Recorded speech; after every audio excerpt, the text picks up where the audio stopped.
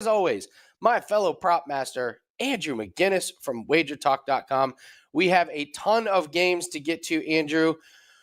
We do have another Germany game featuring the epic matchup of Gardner Minshew versus Mac Jones.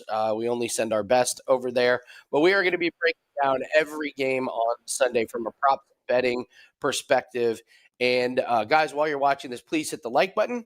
And also don't forget to leave your comment and tell us what your best bet is for Sunday. We've had some really, really good bets and wagers put in the comment section. And actually, Andrew, I'm going to bring one up that someone submitted to us. So I'm going to go over that here at the end of the show. So keep those comments coming. Tell us what bets you like. And don't forget to hit the like button. Andrew, I will start us off with the Colts and Patriots over in Germany. I kind of just have a little rule that I don't bet on these games overseas unless there's something that really, really stands out. I have not bet one thing on overseas games this season, and I'm pretty happy that I've done so. However, this might be my favorite one that I've seen on these overseas games, and it's Ramondre Stevenson over 47.5 rushing. You guys know I've been talking about my Colts secondary and how bad they are and how you can throw all over them. They are now injured on the defensive line, and their defensive line is terrible right now. They've given up an average of 150 yards rushing the last 3 games. Stevenson had 87 yards rushing last week. That was thanks to a 64-yard run. And he's only gone over this total a couple times this year, Andrew, but I think this game is going to be really close. Stevenson's going to be their best weapon. And this Colts defensive line, which was the strong part of their defense, now may actually be worse and worse than their secondary. So I'm not going to overthink this one. I'm going to take the low number of 47.5 on Ramondre Stevenson. That's going to be the only thing that I would look at in this game. I think Gardner Minshew is good for at least one interception. Maybe you could look at that one, but in the theme of keeping it simple this week, Ramondre Stevenson over 47.5 rushing is the only way that I can look at this game. So moving to the Texans and the Bengals, big injuries, Andrew. This is shaking up some of the props here. It looks like T. Higgins is out. Jamar Chase is dealing with a back injury. What do you got in this game, Texans at the Bengals? Yeah, I mean, injuries continue to be the issue for this team, but one guy who's not injured is Joe Burrow, and he's really turned around this team, and I think that we're seeing this number actually come down, Andy, and despite the injuries for those key guys, I actually am still going to rock with the Bengals team total over. I'm seeing 25.5, 26 right now.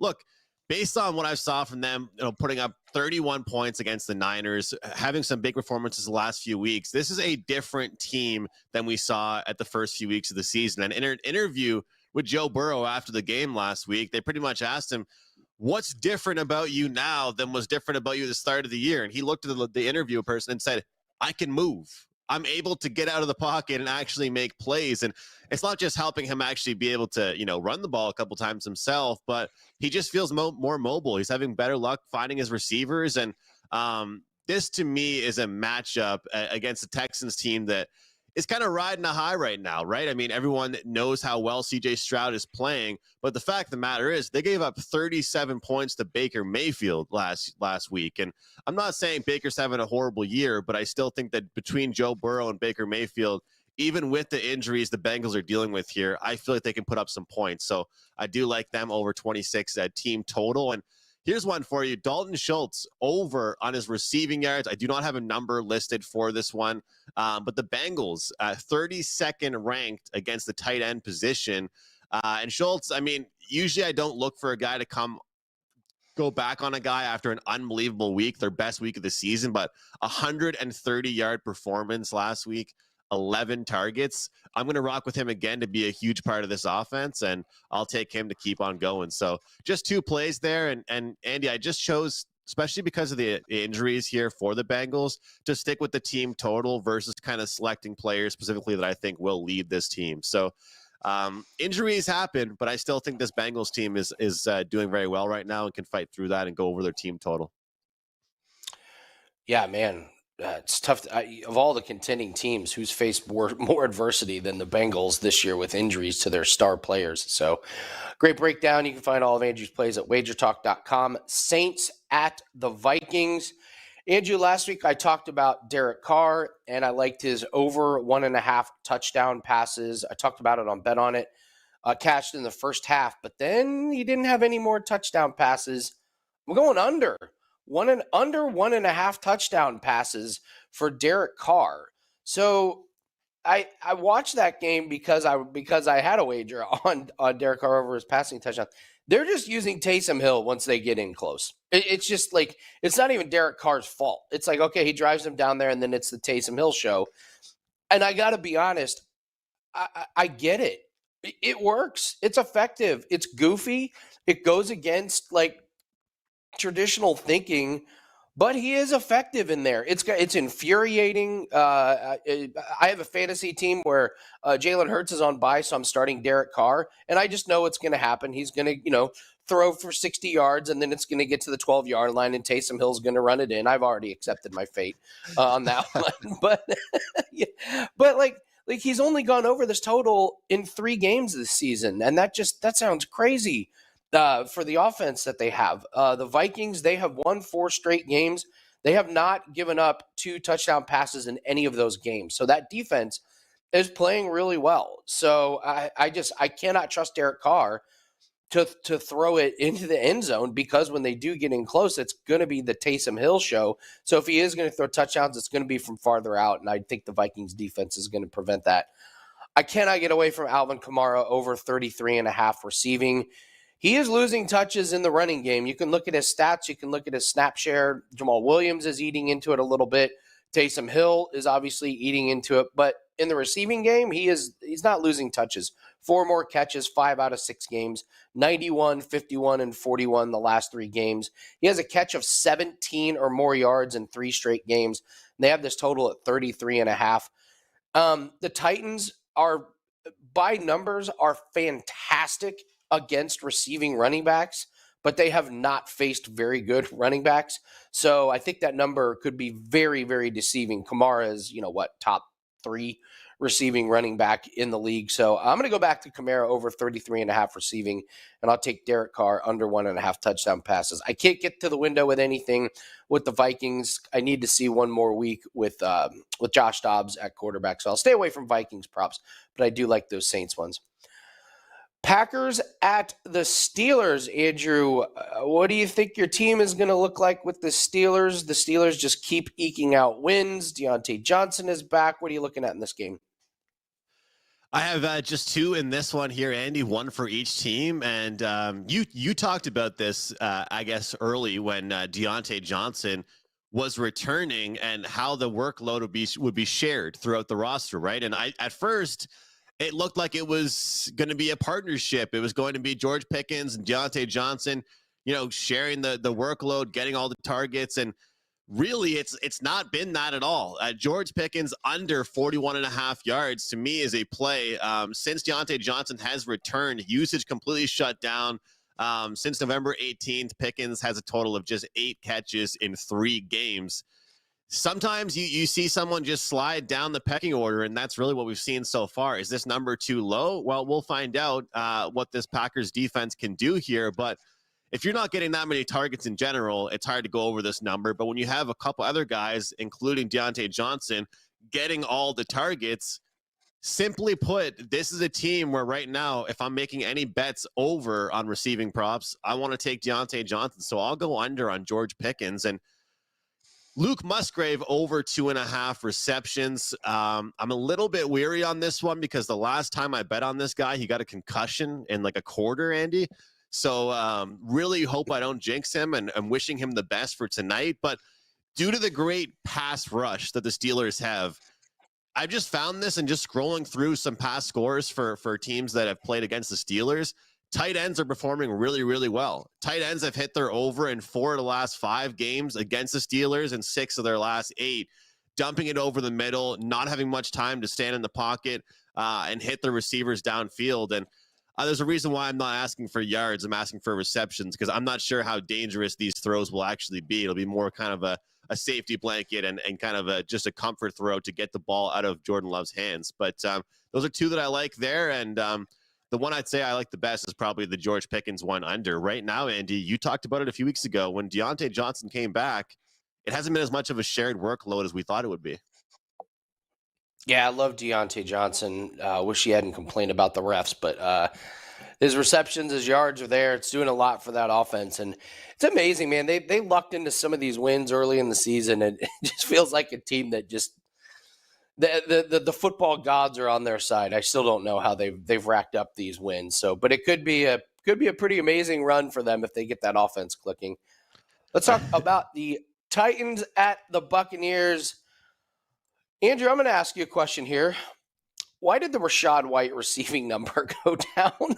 It was 27.5 last week. He had 46, and now it's 24.5. And this terrifies me because I talked about wanting to get a really good Rachaad White receiving number on Monday when we did our props we hope to see.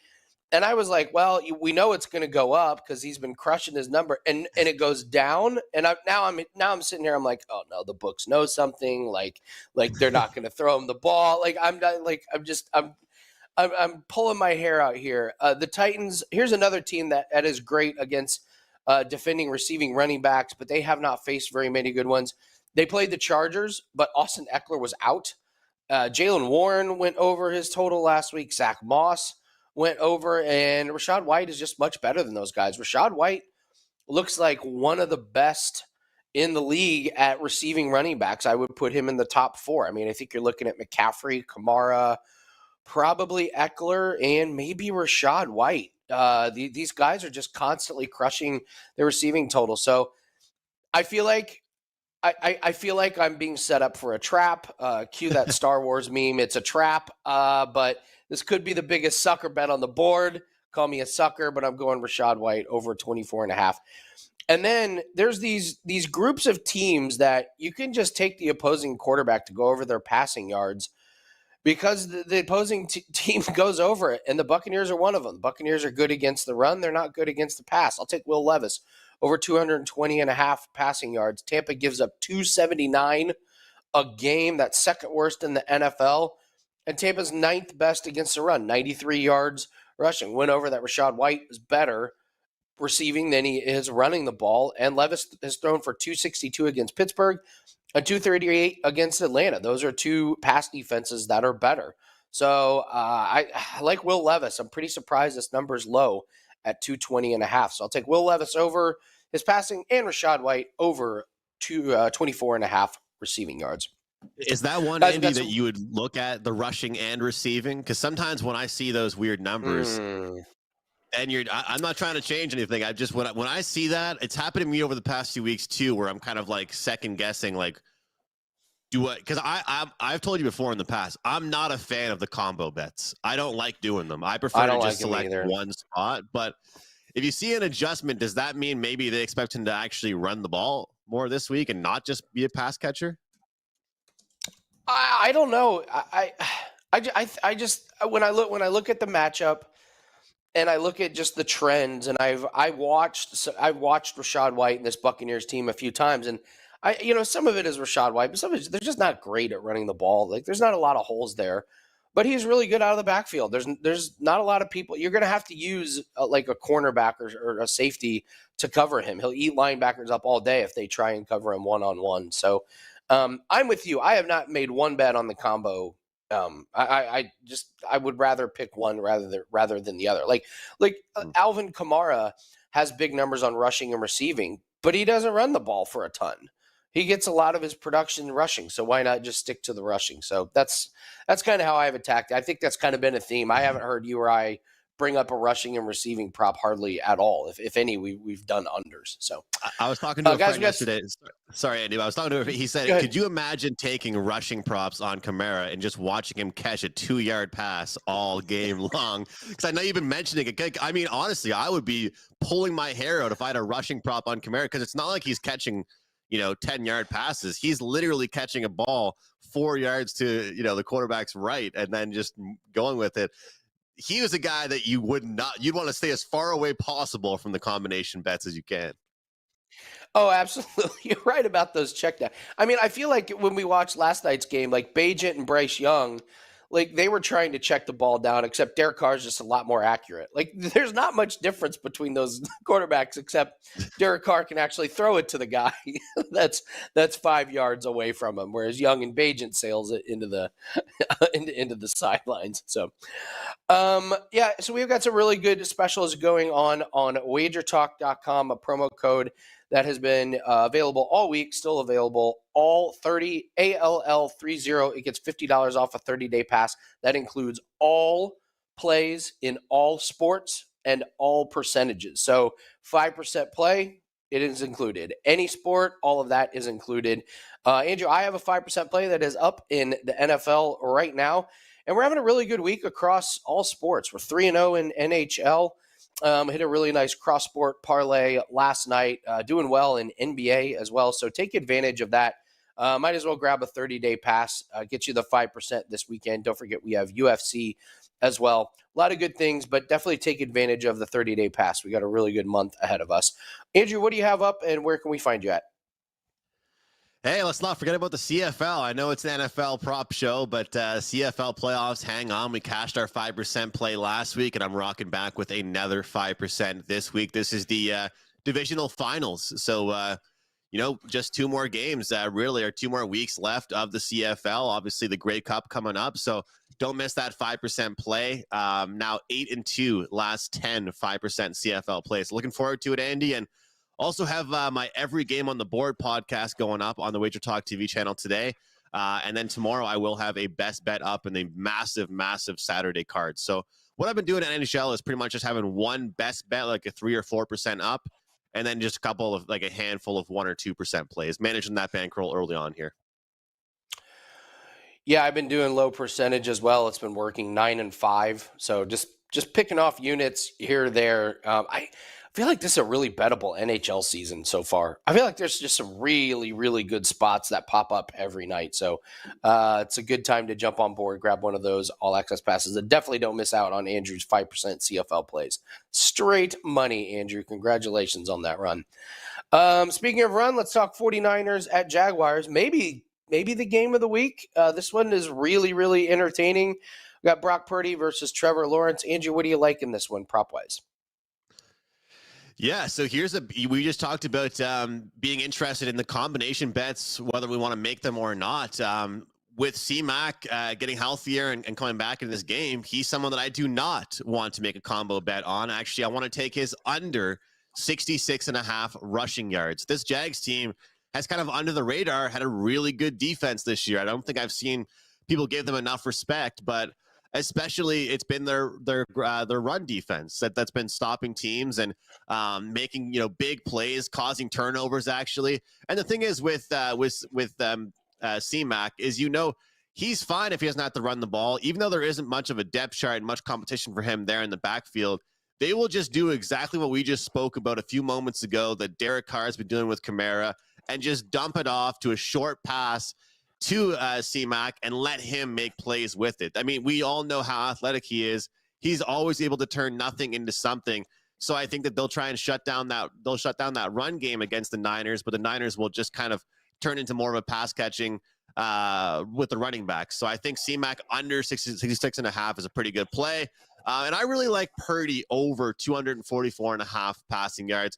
Both teams coming off the bye, so obviously I can't use it as an excuse. Like Niners have the rest advantage in the gameplay, but we look back to last year. The Niners kind of went through a little skid. If you look back really at the schedule for the Niners last year, Andy, they pretty much had a very similar pattern. Get off to a pretty good start, go and do a small little rut, get the bye week over with, and then they just came out on fire. And I'm not saying the same thing will happen again here, but when I look at Purdy, he's had to deal with injuries to his receivers. He's had some tough luck with turnovers. I feel like getting a roster back of healthy options on offense, getting a week to go over things. And honestly, when I look at this Jags team, their defense has looked good, but let's talk about who they've played. People always say, you can only play who's in front of you, but we got Pitt, who's been pretty much outgained in every game they've played in and somehow won a handful of games. You've got the Saints, Colts, Falcons, Texans. And I know some of those teams, don't get me wrong, they're putting up points. Colts are very steady putting up points, but I just don't think that they're as dangerous and have as many weapons as a team like San Francisco do. So I like Purdy over 244.5. And let's not forget about Chase Young being a member of the Niners and how dangerous the pass rush is of San Fran, which leads me to be taking the over on rushing yards, 16.5 for Trevor Lawrence. It's not a big number. You know, it's probably needs a couple runs to get there, but I kind of went away from taking quarterbacks over on the rushing when you're seeing a heavy pass rush. But I think Trevor Lawrence over the past few weeks has proved that he's not willing to eat the sack. He doesn't want to throw the ball away, especially being a young quarterback. He's willing to kind of, and he's not going to run too far. He might run, 5 or 6 yards at a time. But if we get him leaving the pocket a couple times, I feel like we'll cash this. But look, Andy, I don't know why I've been such a Brock Purdy defender, because he has been a game manager, but that's also the system he's in. I feel like he has a great game. I'd say that's my best bet for this one over. If the Jags can stop the rush for San Fran, he'll be throwing the ball a ton. It's one of my most despised phrases in all of sports, system quarterback. Every team has a system. If you're a quarterback of an NFL team, you are in a system. Hence, you are a system quarterback. The phrase has never made any sense. System quarterback.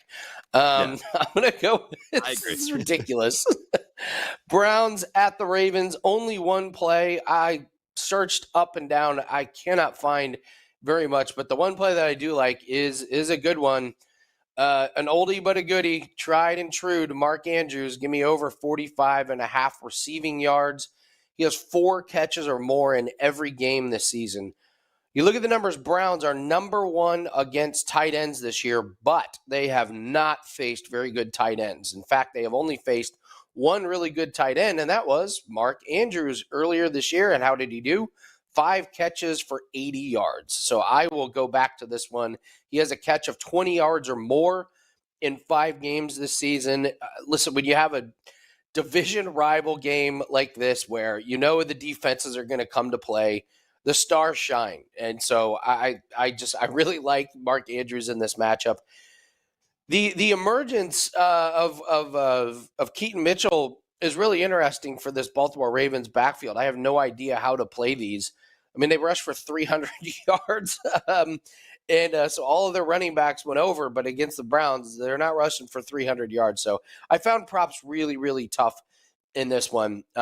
It's probably going to be a very low-scoring game, but Mark Andrews, by far the best prop that I could find in this one.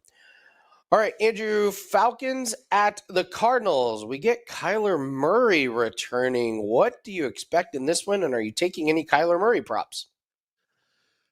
Yeah, I don't really love this game just because I'm dealing with, there's a lot of injuries and there's a lot of probables. I think my least favorite thing in all of sports is the word probable, because you're questionable or probable. I mean, I don't know. I don't want to spend my time handicapping a guy that's secretly not going to play 100%. But you talk about Kyler Murray, he is playing, and I think they're going to ease him in. I would look towards the under on his attempts. I would think that they're going to, as much as they wanted to make sure he's healthy, they wanted to make sure this is the right spot for him. They certainly have not rushed him in. But I just think that they're going to kind of lean towards their run game. And against a team like Atlanta, that I think has a pretty good defense, but they're not going to put up a ton of points on you. So there's no real desperate need to be throwing the ball every single drive. And so that's kind of what I was looking at as far as Kyler. I kind of want to be contrarian. You know how it is when people come back from injury or people get back, overs. General public wants to go all over somebody, especially now that he's regained the job. But the one I like the most actually is the team total under for them. It kind of correlates, I guess. It's 20.5, or you can take 21.5, depending on kind of the juice you want in this one. But looking at this Cardinals team, they've just been incredibly inconsistent. And I think that when you talk about the Falcons, all I hear is people complaining about Arthur Smith not utilizing the offense well, using Bijan Robinson as a distraction. Are you joking me? But the defense hasn't actually been that bad. I mean, they've actually hung around in some games I don't think they belong in. They've been punting nonstop, but their defense always puts them in a good position to succeed. I saw some quotes about some receivers on the Jets that were saying that they really feel bad when they go back to the sideline. And I think Teddy Covers was talking about it because he feels bad for just constantly sending out his defense. In my opinion, that's how the Atlanta Falcons should feel, because their defense is out there constantly saving them, constantly putting them in good positions, and then the offense goes out there and goes 3 and out. So I think that their best part of their game is not Pitts, not Jonnu Smith, not Desmond Ridder, that's for sure. Heineke coming in. I just think that Arizona is going to struggle early on. Quarterback back here with Kyler Murray. I like under 20.5 team total. And taking a look at their last few games, we want to really look at inconsistency in a nutshell here. They get shut out 27-0 against the Browns. Then they put up 24 against the Ravens. The game before that, they had 10 against the Seahawks. They scored just 9 against the Rams. This is an inconsistent team at best. And I think that the Falcons team defense is kind of slept on a little bit. We'll shut them down. I'll go under 20.5 for the Cardinals. I love Tyler Algier. I've made no bones about it, and I think I'm the second biggest Tyler Algier fan. I think Arthur Smith is the first, because I don't understand why he keeps. I'm happy that he keeps getting the work that he keeps getting, but I can't figure that one out either. So just remember that phrase: Bijan Robinson was drafted to be a distraction. He was drafted to be a distraction. That's what I'm hearing. It was like when the Bills came. When the Bills came out and they're like, "We're gonna throw to everybody except Stephon Diggs to show we got balance," and they lose the Patriots. So it's a good point. Andrew, Andy Reid will never come out and be like, "Well, we want to get other people besides Travis Kelce." Involved. Like, the best coaches don't say that. I don't know. We've gone over them. They're frustrating at best. Lions at Chargers. I think this one is props galore. I got 3 of them I really like. I would really like to narrow it down to 1, and I think I will. I will start with, you keep going Austin Eckler under his rushing total, and he's barely getting under, but he is getting under, and it's at 48.5. The Lions are a top 3 rush defense. They max Eckler out about 14, 15 carries per game, and he only averages 3.6 yards per carry. He's not getting explosive runs at all. He still has not gone over his rushing total since week 1 against the Dolphins. They're using him just, way more in the passing game than they are in the rushing game. So it's a low number. That's why I'm a little nervous. I'm just kind of playing the trend that he just can't get over his rushing total. You mentioned team total. I'm looking at the Chargers under their team total. You can get 23.5 at normal juice, or if you want to pay more, you can jump over that key number of 24 and you can get 24.5.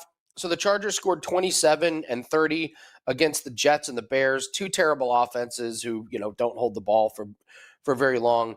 But they only scored 17 and 17 against the Chiefs and the Cowboys. And this is the Lions team that I would say has a defense comparable to those teams. I don't think we trust this coaching staff of the Chargers. They've got injuries as well. Josh Palmer, obviously Mike Williams out for the year. So it just feels like it's a lot of work for this Chargers team to score a lot of points. So I would look at under on this one. And then I mean, 100%, that's a pretty good streak, right? 100%. How about all 8 quarterbacks to face the Chargers have gone over their passing total? Worst pass defense in the league. The number for Jared Goff is 266.5.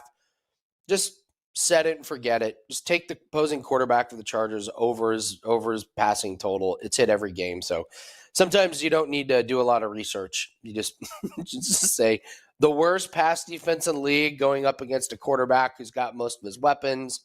Yeah, I'll take that. So Lions and the Chargers props. Giants at the Cowboys.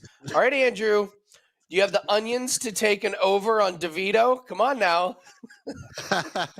Yeah, what could go wrong when Daniel Jones and Tyrod Taylor are both on the IR? Can I remind everybody at home what the score was the last time these teams went head-to-head? 40-0. Well, don't worry. The Giants are a lot healthier now, and they're playing a lot better football. Things have not gotten better, really, for this Giants team since that game happened, and that was very, very, very early in the season. I'll tell you, I don't say the L word very often, Andy, but I think my lock of the year was under 7.5 team wins for the Giants. Man, this team is struggling big time. But here's the deal. I'm not saying I'm a Dak Prescott hater, but if you watch Prop It Up every week, you probably think I am. I'm going to go over on Dak's passing yards because he always shows up against teams that are really bad. And then in games that he's going head to head against a really good team, they try to avoid getting him to make big plays. And you look at all the below 500 teams they've played this year. Wow, Dak is back. Dak is finding his receivers. Dak is on the move. And then you go ahead the next week and you see him play a team that's actually respectable, and you don't see him do much. The only thing is I'd be worried about is that, if they get up so much and then they start to run the ball quite a bit. But as I always say, in order to get up and get a good lead, you have to put up yards. So I really do think Dak has a good game, and I think it's quite an obvious one. Jake Ferguson, I think that in these games, you want to look towards the low-hanging fruit. And no offense to him, but he isn't your CeeDee Lamb getting like 15 targets, okay? But Jake Ferguson's been more a part of the offense. The Giants haven't really been the best against tight ends, and I think that he's going to be targeted because they're going to be just heavily double coverage on the top guys like CeeDee, and he kind of goes under the radar. Nobody's really aware that he's been brought into this Dallas Cowboys offense. He's someone that I have my eye on. And how about Hyatt for the Giants? His number is super low. There's pretty much nobody else out there. And what I like about him, when I look towards struggling teams with two injured quarterbacks, is yards after catch, right? Which players on your team can catch a short ball and turn it into something? And this is obviously a young guy that at this point in the season, they want to start utilizing the younger guys and going to them more.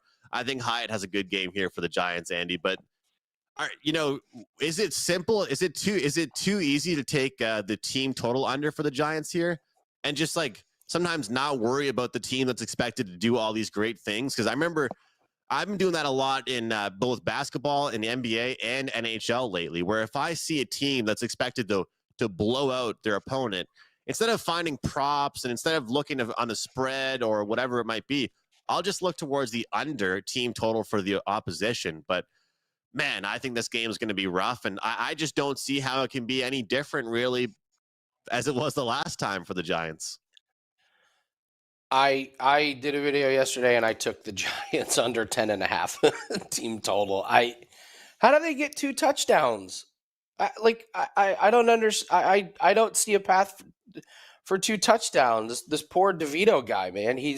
And like you said, this is, I mean, what a worst case scenario for the Giants. You have the Cowboys, who are absolute front runners. What a surprise. They come up short against their division rival. And this is such a classic spot for the Cowboys, where we're going to lay 50 on a team that's down to their 3rd and 4th string quarterbacks. It's at home. They're just going to be celebrating left and right. Can we get is there a 2+ interception prop on DeVito? They're going to run up the score like no other. Pollard, this is a get right game for him. He's been terrible this year. And you're right. Dak is going to throw for 390 yards. And Dak is back. You can just see it coming. You can just see the script writing itself. Would you take attempts under for DeVito? I didn't really look at many props for him because I just didn't think he really. Would you take the attempts under? Because the old Andrew would take the over because they're going to be down all game. But if they can't get any first downs, how can he throw the ball, right? And Dallas may have the ball for 40+ minutes in this game. Mm-hmm. I mean, think of how quick these Giants possessions could be. Because if you're Dallas, all you're doing is stacking the box, adding an extra person to stop Saquon. And then, what are you scared about? The DeVito to Wan'Dale Robinson connection? No way. And even if a Giants receiver does get slightly open, what are the odds DeVito's going to hit him? It's bad. That's think why I don't want to take Saquon. I can't take Saquon this week because they're not going to be able to use him, I don't think, especially from the rushing game. I don't think they can. I agree. So it'll be fun. Start all your Cowboys in fantasy this week. It's gonna be a galore here. So we got 2 more games to break down. Commanders at the Seahawks. And I'm looking, it's kind of a combination bet here, Andrew. Brian Robinson over 44.5 rushing, and Sam Howell over 14.5 rushing.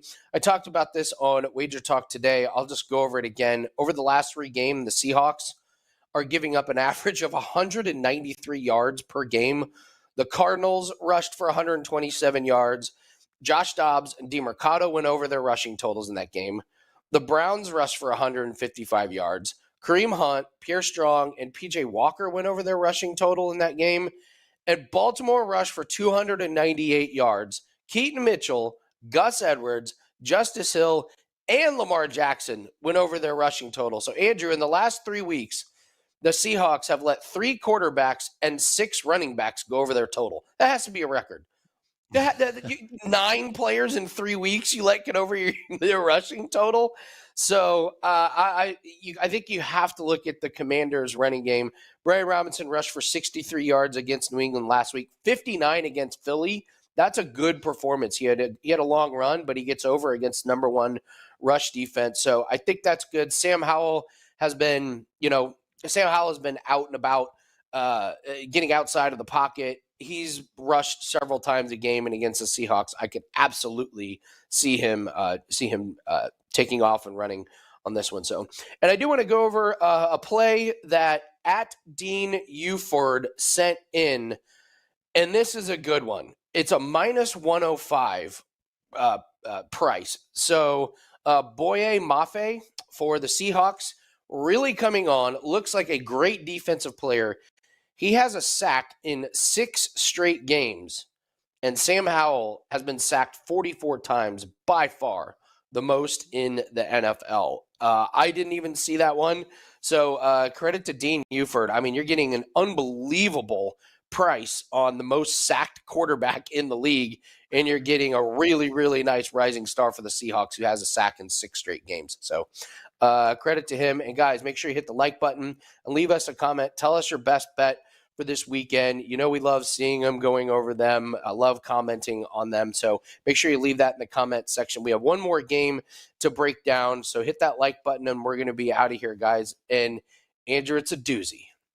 It is an absolute doozy. Hold on to your seats. Jets at the Raiders. But real quick, Andrew, tell everyone what you have up and where we can find you at. Yeah, of course, at WagerTalk.com, just like you, Andy, WT.buzz/AM is my short link. And you can follow me on Twitter as well, at McGinnis Picks, for updates. Whenever I put out plays, I'll always tweet it out. But 5% play going in the CFL. I've hit 8 of my last 10 5% plays. In Canadian football, I've got a prop pack up in the NFL. And we also have a good number of plays going out today for tomorrow's NHL slate. Don't love the Friday slate, but I really do like the Saturday NHL slate. So, guys, join me, and we always talk about longer-term packages. Don't buy just one play. Buy 3 days or 30 days. Save yourself some money. But, yeah, Andy, you talked about it, the game of the week. I appreciate you saving this one for last. This is obviously the one everyone wants to talk about. But, look, you talked about simplifying it quite a bit. I've heard you on different shows talking about it, and I think that this is going to be a great game for Josh Jacobs. I truly do. The Jets, to me, have struggled against the run, but they've been great against the pass. Everyone talks about the Jets' defense as a whole, but can we just be a little more specific about where their defense is good? It's through the air. On the ground, it hasn't been nearly as strong. 26 carries is what Josh Jacobs got last week. And I know it was in a blowout victory over the Giants. We just talked about they couldn't score points over me and you. But the fact of the matter is they want to make it really simple on Aiden O'Connell. They do not want to have him throw the ball any more than he has to. And Josh Jacobs just was not being utilized very much early on in the season. They've also kind of brought him a little bit into the receiving game.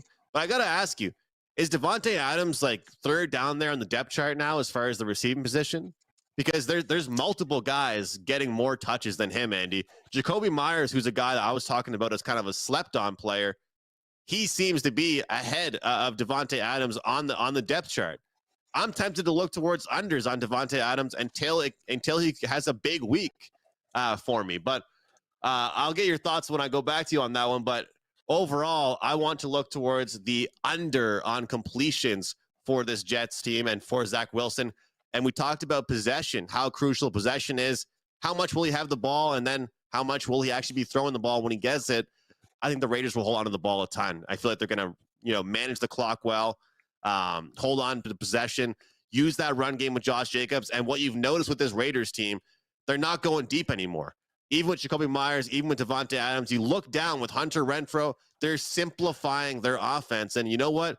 I'm sure Raiders fans don't care how pretty it looks. They just want to win games, and they want to see their team look good. They don't need highlight plays. When they were looking for deep passes, Jimmy G was overthrowing his receivers by 20 yards. I'm sure fans don't want to see those highlights anymore. They're simplifying their offense, and I feel like that will utilize some clock. And for that reason, I think Zach Wilson goes under on his completions. But quickly, what's your take, Andy, on the depth chart right now for the Raiders? Because I'm only going under on Devontae Adams at this point. Yeah, absolutely. Absolutely, it's Devontae Adams under. I mean, you can practice all you want. You can watch all the film you want. You can work on your routes. You can work on your foot speed. You can work on your breaks.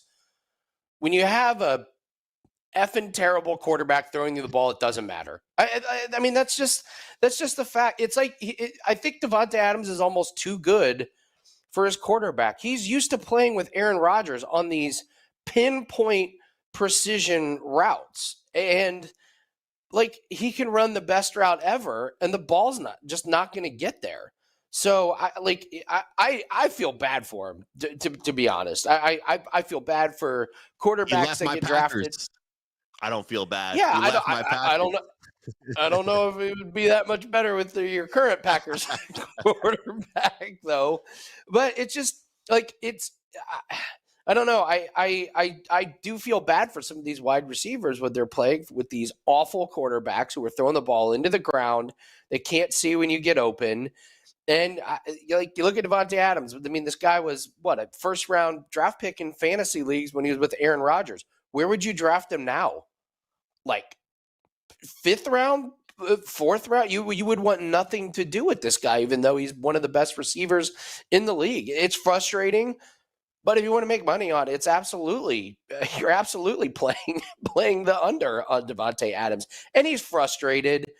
That's the other thing. It's not like he's going out there giving it his all. I mean, he's not, they're not playing for playoff seeding or anything. So you get a combination of bad quarterback play with a frustrated wide receiver. And you're right, Josh Jacobs is their path to victory. It's certainly not through the passing game. So yeah, I'm with you. It's under on Devontae Adams or it's nothing. So yeah, it's tough to watch. I kind of felt the same way watching Bryce Young, last night, like throwing to his number one receiver, Adam Thielen. I mean, say that out loud. I know everyone's comparing CJ Stroud and Bryce Young. CJ Stroud is throwing to Nico Collins and Tank Dell, and they got Dalton Schultz, and then you got Bryce Young throwing to Adam Thielen. Okay. So, all right, guys, we're up against the clock here, so we're going to get out of here. So enjoy your weekend. Let's have a profitable one. Hit the like button. Take advantage of Andrew's 5% CFL play as well as my 5% NFL play. It is going to be a great weekend. Don't forget to hit the like button and leave a comment with your best bet, and we will see everyone Monday on Prop It Up.